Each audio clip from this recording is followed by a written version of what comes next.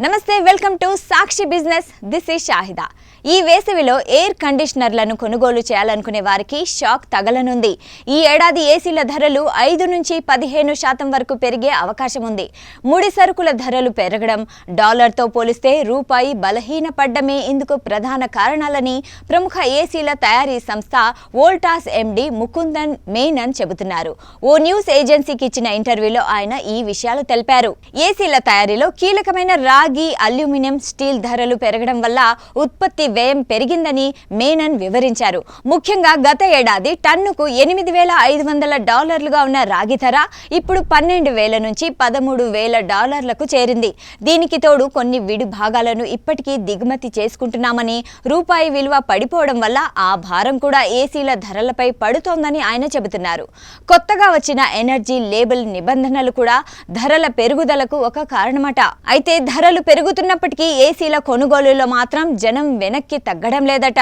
అందుకే ఈ ఏడాది కూడా ఏసీల అమ్మకాల్లో 15 నుంచి 20% వృద్ధి ఉంటుందని అంటున్నారు పెరిగిన డిమాండ్ను అందుకునేందుకు తమిళనాడు ఉత్తరాఖండ్లోని ప్లాంట్లలో ఉత్పత్తి సామర్థ్యాన్ని 30 లక్షల యూనిట్లకు పెంచినట్లు చెప్పారు రాబోయే 2 ఏళ్లలో కంప్రెషన్లు మోటార్లు వంటి విడి భాగాలను 70 నుంచి 90% వరకు స్థానికంగానే తయారు చేసేందుకు ప్రణాళికలు రచిస్తున్నట్లు తెలిపారు ప్రస్తుతం ఏసీ మార్కెట్లో 18% వాటాతో వోల్టాస్ అగ్రస్థానంలో ఉంది ఈ సంస్థ ధరలు పెంచుతున్న నేపథ్యంలో ఇతర కంపెనీలు కూడా ఇదే బాట పట్టే అవకాశం ఉందని మార్కెట్ వర్గాలు అంచనా వేస్తున్నాయి